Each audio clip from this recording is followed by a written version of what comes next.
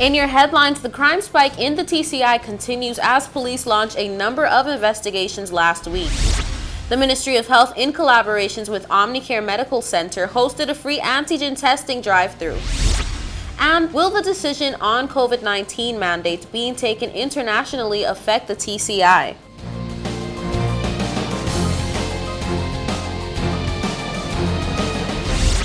From the PTV Broadcasting Headquarters in Providencial is your #1 source for news. I'm Erica Pinales, delivering the latest from across the country this Monday, January 17th, 2022, right to your door. Newswatch starts now. In today's top story, we hear from Minister of Health Honorable Jamel Robinson on the Ministry of Health's collaboration with the Omnicare Clinic and other private sector partners. Newswatch has more. On Saturday, January 15th, Omnicare Medical Center, in collaboration with the Ministry of Health, the TCI Regimen, and the TCI Red Cross and Digicel, held a free drive-through COVID-19 rapid antigen testing open to everyone. Well, what's taking place right now is Omnicare spearheading a free testing drive-through for COVID-19 in collaboration with the Red Cross, Digicel, TCI Regimen, as well as the Ministry of Health. So what you're having right now is a great show of what collaboration can do with the private and public sector, so we can all know our status. So keep your eyes open for other pop-up sites where you can get your free testing, in addition to the community testing done on a weekly basis throughout the country by the Ministry of Health, because it's important within this particular COVID-19 spike that we are currently experiencing to know your status, so you can always be safe and be safe for others. Newswatch got the chance to speak with Dr. Don A. Perry, one of the founding directors at Omnicare Medical Center, who told us that, quote, "We wanted to widen options for members of the community in regards to COVID-19 testing," end quote. Honorable Robinson further told Newswatch about the drive-through and contributions with the Ministry of Health and Omnicare Medical. Most definitely, other clinics have signed on, as well as we're going to go wider in terms of tapping into our private sector partners. I wouldn't give out those details right now, but keep on the lookout for information about free testing availability throughout the country, because we believe this is a serious thing in our response to COVID-19. And again, knowing your status is very important. So again, look out for other collaborations just like this. Dr. Perry told Newswatch that their aim was to bring about the most convenient way to give testing opportunities to a wide cross-section of patients, hence why they designed that particular testing event, to which Honorable Robinson shared helpful tips to prevent the spread of the virus. This setup with Omnicare, you register at the beginning, you come and take the sample, and as well they email you your test results within no time. So free Wi-Fi is available out here through Digicel.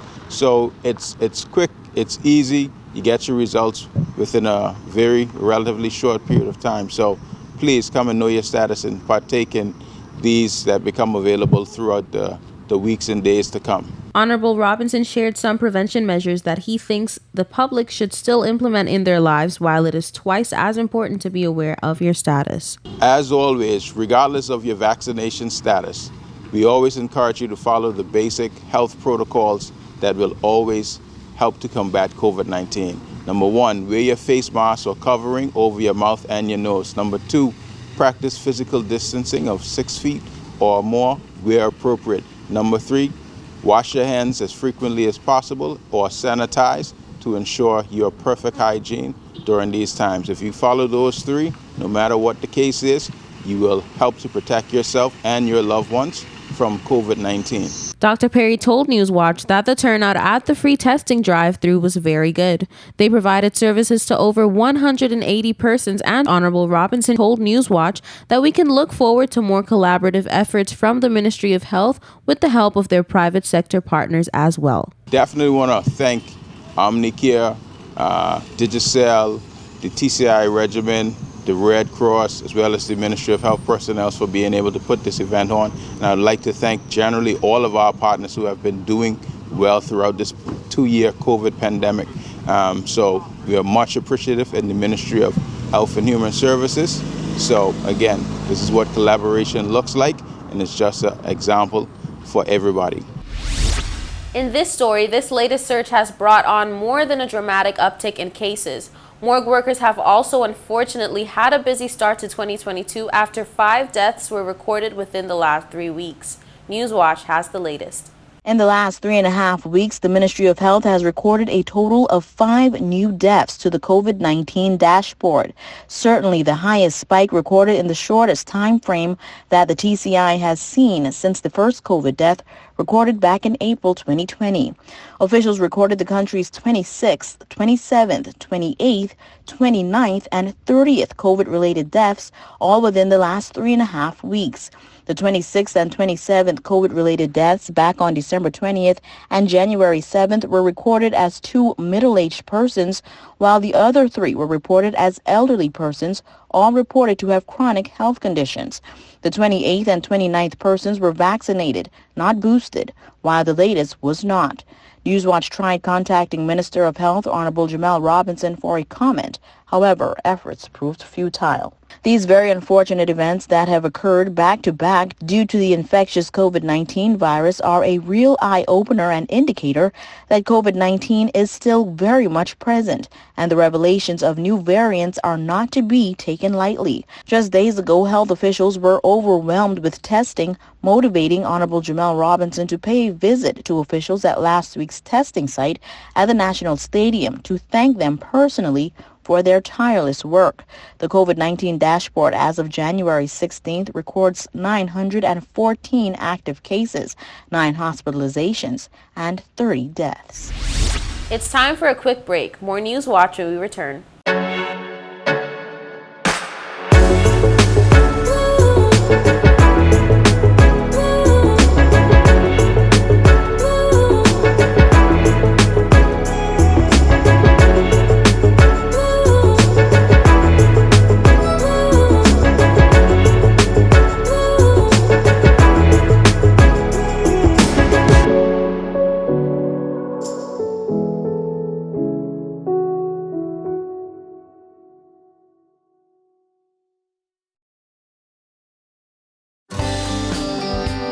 This is a reminder that all PTV service accounts are due on the first day of each month.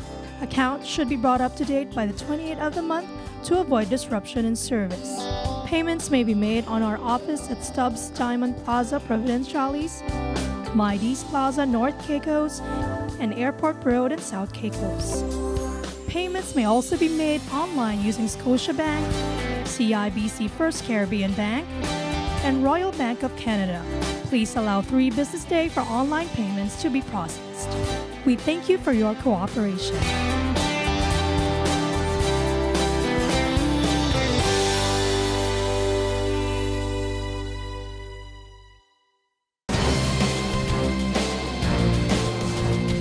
Welcome back to Newswatch. And crime spike continues as police launch a number of investigations between late last week throughout this weekend, including a shooting incident in 5 Keys that left at least 1 person injured. Here's a look.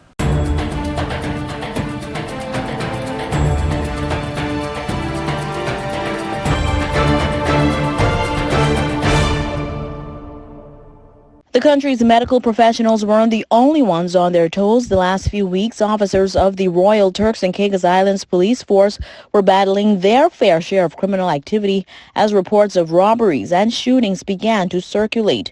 Newswatch takes it that the team was so busy that they may have overlooked the public relations aspect of the job, as it seems that department had almost disappeared into thin air, as while the crimes were increasing, the public updates ceased. Well, after some probing by one media house following the circulation of some pictures of persons suspected to be participating in this crime spree, officials released almost 3 pages of a report, beginning with better news. 2 men were arrested on suspicion of aggravated burglary on Friday, January 14th, when a vehicle traveling along Leeward Highway was stopped by officers. In that vehicle, officers say they found a number of suspected stolen items along with weapons and masks. Also happening on Friday morning, the police tactical unit, CID, and patrol officers assisted by Royal Cayman Islands helicopter team conducted operations in Blue Hills, which resulted in officers securing, entering, and executing the search of 5 properties which were linked to criminal activity. As a result, 4 persons were arrested for drugs and ammunition offenses. Grace Bay seemed to be the area of interest over the weekend following reports of an aggravated burglary and 2 attempted burglaries, one after the other, in that area. This followed by 3 more aggravated burglaries in Long Bay Hills, Blue Mountain, and Chalk Sound, and another robbery at First Caribbean International Bank, where armed criminals demanded money from customers. No one was injured in that incident. It is no doubt that law enforcement understands the importance of keeping the public up to breast on incidents such as this in order to promote an increased sense of vigilance from the public who may be unsuspecting and at high risk of falling victim to these crimes, depending on daily activity, which in knowing what and how criminals are carrying out crimes may help in preventing them from being affected by these unlawful acts. Commissioner of Police Trevor Botting commented on the whirlwind of activities, informing that he has met with Governor Nigel Dakin, also head of national security, to discuss the surge in criminal activity and assures the public that despite the uptick in COVID cases, law enforcement remains committed and is working tirelessly to bring an end to the surge in crime. Now on to that shooting in Five Keys that we mentioned earlier that reportedly left at least 1 person injured. Take a look. A brazen daylight shootout in Five Keys around 4 p.m. on Sunday has reportedly left at least 1 man injured and in hospital after being shot during that incident. Newswatch learns that residents in the area heard an array of gunshots on Reese Street, Five Keys, shortly before police arrived on the scene. Witnesses say a middle-aged man known widely throughout that community was injured and taken to the hospital for treatment. Just days ago, another man known as Sidebreed was reportedly shot in the foot after another incident ensued after 9 p.m. on Thursday night. Newswatch learns that that victim was taken to the hospital, treated, and released. A man, we learn, has also been flown out for emergency attention after his vehicle collided with the stairway of a home at residence in Five Keys. The driver, we learn, was seriously injured in the crash and had to be flown out for additional medical attention. Don't touch that remote. We'll be right back. Coming next is your weather forecast. Sister Craft Market Souvenir Shop. Come and visit us for your travel keepsakes, keychains, artwork, t-shirts, clothing, jewelry, and many more. We're located at the Lower Bight gas station in Providenciales, and you can contact us at 649-341-3070. That's 649-341-3070. Sister Craft Market and Souvenir Shop.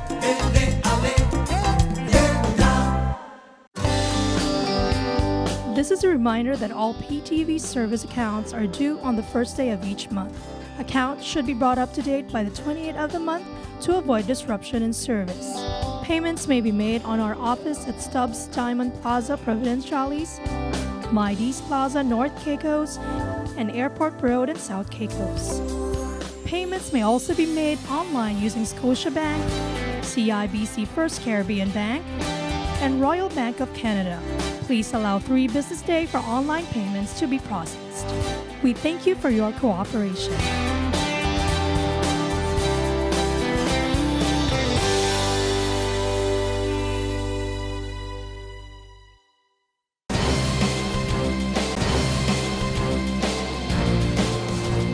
Welcome back to Newswatch. Here's the latest in your weather forecast. Here's your weather forecast for January 18th, 2022. For the nation's capital, Grand Turk, on Tuesday, mostly cloudy skies, high 78, low 73, winds north-northeast at 15 to 25 miles per hour. For South Caicos on Tuesday, mostly cloudy skies, high 77, low 73, winds north-northeast at 15 to 25 miles per hour. For North and Middle Caicos on Tuesday, partly cloudy skies, high 78, low 72, winds east-northeast at 5 to 10 miles per hour. For Parrot and Pine Key on Tuesday, partly cloudy skies, high 77, low 73, winds north-northeast at 15 to 25 miles per hour. And on Providenciales on Tuesday, Partly cloudy skies, high 77, low 73, winds north-northeast at 15 to 25 miles per hour. Now for your sunrise and sunset. Sunrise 6:31 a.m., sunset 5:30 p.m. And for your high tides and low tides, high tides 7:47 a.m., 8:09 p.m. and low tides 1:24 a.m. to 11 p.m. And that's it for your weather forecast. We'll be right back with more News Watch.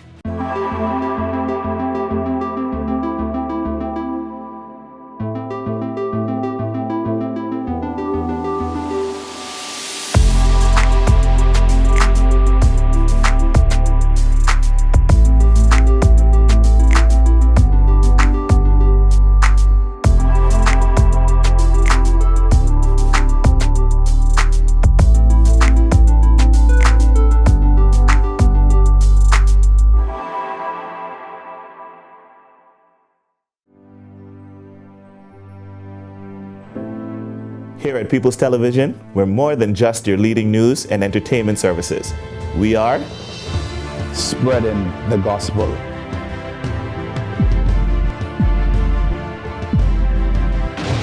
We are breaking barriers.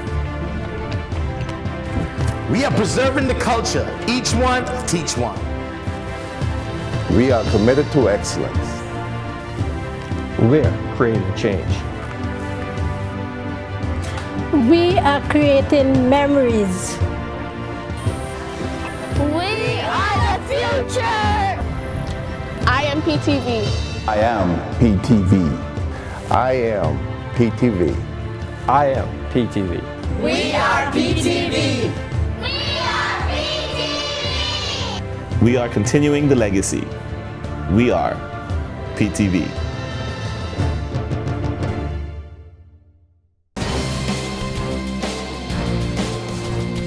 Welcome back to News Watch. Touching on international news, Europe starts considering COVID-19 as flu, asking persons to live with it, disregarding the mask and vaccine mandate. Spain is calling for COVID-19 to be treated as an endemic disease like the flu, becoming the first major European nation to explicitly suggest that people live with it. As the idea has gradually been gaining traction and could prompt a re-evaluation of government strategies on dealing with the virus, British Education Secretary told BBC that the UK is, quote, on a path towards transitioning from pandemic to endemic, end quote. The barrage of strict policies targeting the unvaccinated across Europe come as the region stares down one of its worst outbreaks since the pandemic began. Much of Europe was already fighting a fierce wave of COVID-19 driven by the Delta variant before the Omicron variant began spreading. Since then, a string of countries have announced record high infections. Omicron is on track to infections more than half of Europe over the next 2 months. The World Health Organization urged countries to still take the disease seriously as several, including Spain and the UK, try to live with COVID on an account of Omicron's lower death and hospitalization rate. Reportedly, as we mentioned above, British Education Secretary Nadhim Zahawi told the BBC that the UK is, quote, on a path towards transitioning from pandemic to endemic, end quote. So the question that remains is, where will the path that the UK is moving towards leave the TCI? That brings us to the end of this edition of The Real News. I hate to leave you so soon, but of course, you can join us right back here every weekday at 6:30 p.m. and tap into our social media platforms at www.ptv8tci.com. I'm Erica Penales, keeping you informed, updated, and affiliated. Until next time.